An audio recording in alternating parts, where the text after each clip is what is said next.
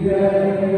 नमः पार्वती पतये हर हर महादेव।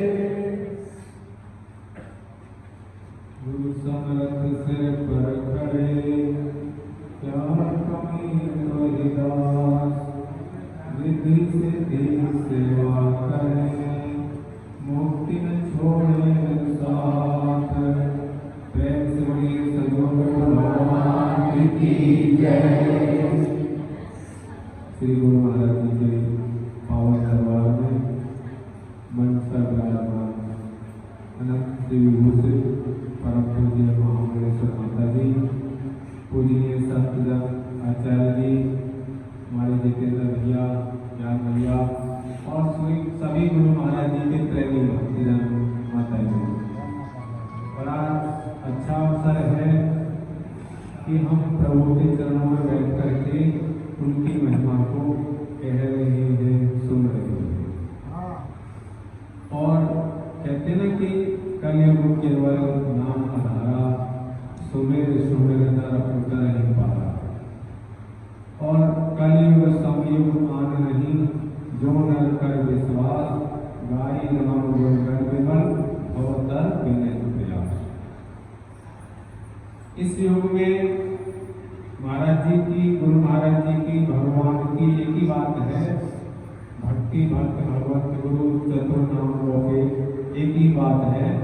तो हम जो है उनकी महिमा कहते हैं, गाते हैं, सुनते हैं, तो उससे अनुमोदन होता है, हमारे हृदय में प्रेम उमड़ता है, भक्ति उत्पन्न होती है, भक्ति बढ़ती है।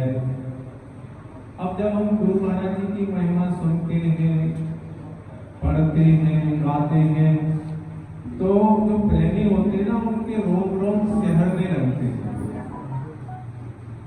अब जैसे हम श्री नगली महाराज जी की अगर महिमा को याद करें कि श्री नगली निवासी महाराज जी आगरा में तपोभूमि श्री कृष्ण द्वारा मठ,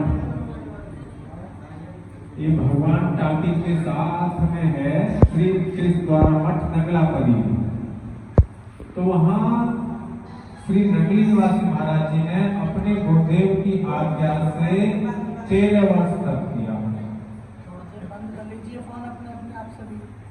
13 वर्ष घोर तप किया। किसके लिए किया? हम जीवों के लिए किया, है ना। कल कुटिल जीवन निस्तारण को संत रूप धर के, आत्म को दर्शावत मल धोए तन मन के। हमारी जो हम गुरु महाराज जी की आरती गाते हैं, वेदों का सार भरा हुआ है। अगर एक जो इसका जो एक भी पहलू है उसको भी हम मनन करें, उस पर चिंतन करें, तो बहुत समय बीत जाएगा, है ना। आत्म को दर्शावत, गुरु महाराज जी कह रहे हैं, आत्म को दर्शावत मल धोए तन मन के। अब कहते ना कि तन मन धन कैसे शुद्ध होता है ना। तन पवित्र कर सेवा, और तन पवित्र कर सेवा, और मतलब धन पवित्र कर दान, है ना। और मन से सेवा, मन का करें तो वो भजन से होता है। तो तीनों जो है शुद्ध हो जाते हैं, और ये हम सब जीवों का परम लक्ष्य है। आत्म को कब हम निहार पाएंगे, कब उसका अनुभव होगा? जब तन मन धन पवित्र हो जाएगा। तो ये जो है सुमिरन सेवा से हमारा मन पवित्र, अंतःकरण पवित्र होता है।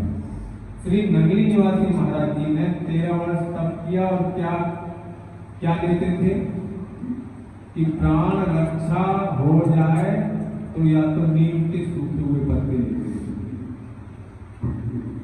या कभी श्रद्धालु जन गुफा थी वहां पर महाराज जी जिसमें जैसे जंगलों में कभी हम देखते हैं ना, ये जो है गीदड़ वगैरह की गुफा होती है, तो ऐसे टेढ़ी मेढ़ी, और उसके दर्शन भी किए हैं हमने। अब तो बहुत सुंदर जो है गुरु महाराज जी का गुरु मंदिर बन गया है, लेकिन वहाँ पर धूना का भी अभी दर्शन है, धूना भी लगाया हुआ है, और नीचे उतर के जो है गुरु महाराज जी का जो दर्शन है वहाँ उसी समय का लगाया हुआ है वो जो दर्शन है, और वो गुफा बेसमेंट में है, वहाँ पे अभी भी श्रद्धालु जन जो है सुबह कई घंटे में ध्यान में बैठ जाते हैं, क्योंकि उस जगह कुछ अलग ही प्रभाव है। जैसे हम जो है अगर हम कहीं शोरगुल वाली जगह ध्यान सुमरन आदि करेंगे तो वहाँ जल्दी से मन एकाग्र नहीं होगा, जल्दी से ध्यान नहीं लगेगा। और जहाँ महापुरुषों ने साधना करी है वहाँ पर बहुत जल्दी ध्यान एकत्रित हो सकता है, वहाँ ध्यान जल्दी लग सकता है, वहाँ जल्दी अल्पा जाप में हमारी वृत्ति जो है शब्द में लग सकती है, और जल्दी से अनर्थ भी हो सकता है, सुनाई देने लगे। तो ये जगह का भी, स्थान का भी, जगह का, महापुरुषों के वाणी का विशेष प्रभाव होता है। तो जब हम उनकी महिमा को याद करते हैं तो हम सोचते हैं कि देखो हम तो सुख सुविधाओं में भी हैं, 3 टाइम भोजन भी करते हैं, और इतने वो कोई हमारे को कोई ज्यादा परेशानी भी नहीं है, फिर भी हम भजन क्यों नहीं कर पाते? और भजन है किसके लिए? भजन किसके लिए? स्वयं के लिए। मीरा कहती ना, पायो दी मैंने राम रतन धन पायो, सदगुरु दीनी वस्तु अमोलक, नित नित बढ़त सवायो। चोर ना लूटे, इसको कोई लूट नहीं सकता, कोई बांट नहीं सकता, और ये ऐसा धन है कि इस लोक में भी हमारे साथ रहता है, हर तरह से हमारी सुरक्षा करता है। और देखिए गुरुदेव के वचन है कि जो गुरु महाराज जी के द्वारा हमें नाम धन मिला हुआ है, और जो गुरुमुख अपने जीवन में यथा समय जरूर करते हैं, तो उनके साथ क्या होता है कि वो नाम जो है हर समय सुरक्षा करता है। अब कहते हैं कि हम सबको कर्म प्रारब्ध का भी फल भोगना पड़ता है। मान लीजिए किसी के जन्म में पिछला कोई ऐसा कर्म है कि उसको जो है 10,000 का नुकसान होना है, लेकिन अगर वो नित्य नियम से सुमिरन करता है, जप करता है श्रद्धा विश्वास से, तो उसको 10,000 रुपए का नुकसान ना हो करके 10 रुपए का नुकसान होनी तो जरूर होगी, लेकिन वो कम कब? जब हम श्रद्धा विश्वास से नाम का चिंतन करेंगे। और देखिए नाम का जो सुमिरन हम करते हैं थोड़ी देर के लिए भी बहुत होता है, अगर हम उसको सही तरीके से करें। थोड़ी देर के लिए हम भूल जाएं कि घर संसार भी है, बस उस समय मैं और मेरे प्रभु, और ये मन में भावना हो कि नाम ही नाम की अधीन है। भाई अब मैं भगेल भैया का नाम लूं या कोई भैया ले तो ही दौड़ के आते हैं, तो मैं जिनका नाम लेता हूं वो यहीं पर है, दूर नहीं है। नाम ही सदा नाम आदि नाम, और नाम रूप दुई 30 उपाधि। मान लीजिए मैं भगवान शंकर जी का नाम लेता हूं तो शंकर जी का स्वरूप मेरे सामने होगा। मान लीजिए मैं राम जी का नाम लेता हूं तो भगवान धनुर्धारी राम का मेरे सामने स्वरूप होगा। क्यों? क्योंकि नाम रूप दो इसकी ईश्वर की उपाधि है।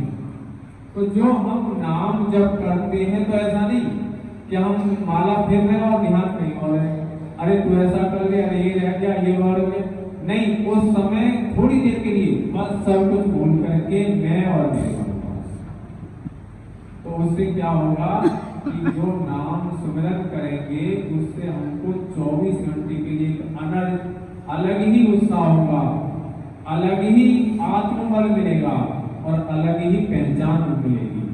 तो ये सब हम जो है भक्तों की महिमा सुनते हैं कि देखो प्रहलाद ने नाम जप किया तो उसको जो है उसके स्वयं के पिता ने कितने कष्ट दिए, मारने का कोई ऐसा उपाय नहीं छोड़ा, लेकिन कोई नहीं मार सका। इसके प्रभाव से कि उसने नाम को इतनी गहराई से स्मरण किया, श्रद्धा विश्वास से किया।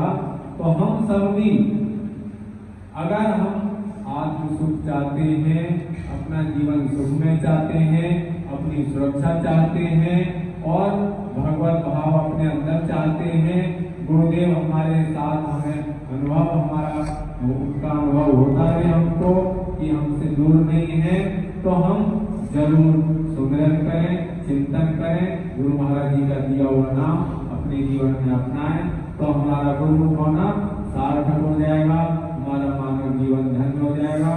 प्रेम से बोलिए सद्गुरु भगवान की जय, सांची दरबार की जय। नमः पार्वती पते।